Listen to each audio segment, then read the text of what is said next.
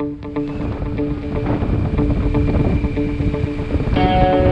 วนี่ไงนี่มาละ รอบโซนแบบไปดูที่กางเต็นท์แล้วจะนอนก่อนถ้าเราไปชมแล้ว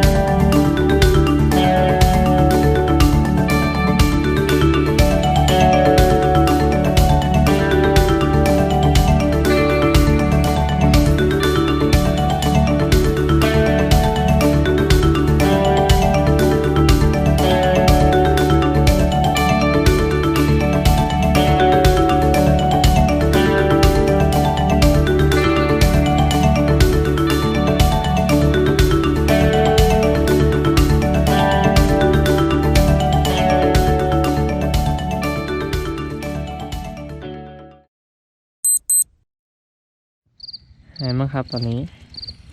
กูสั่งข้าวผัดหมูสับเรื่องหมูชิ้นอีกอะ ขอความรู้สึกหน่อย หนาวอยากกินหมูกระทะมาก อืม ถ้าไม่อิ่มนี่วิ่งไปกินหมูกระทะนะก็น่าเปิดทั้งคืนมั้งแทน อืม ถ้าเปิดถึง4 ทุ่ม5 ทุ่มเหมือนเดิมอะ ให้โผล่หน้ามาหน่อยเร็วยืนหน้าเข้ามามองไม่เห็นแฮ่ เข้ามาอีกเข้ามาใกล้ โอ้ย ไม่ก็ กูจะรีบกูเหม็นตด แล้วเข้ามาใกล้แล้ว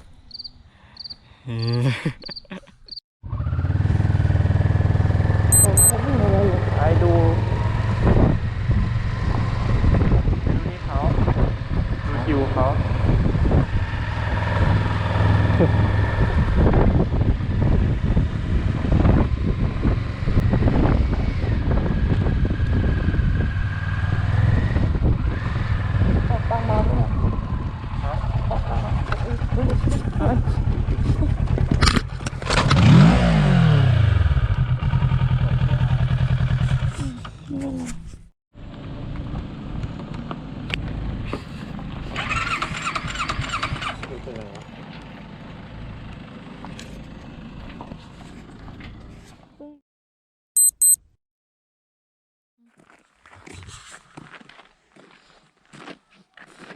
เองขา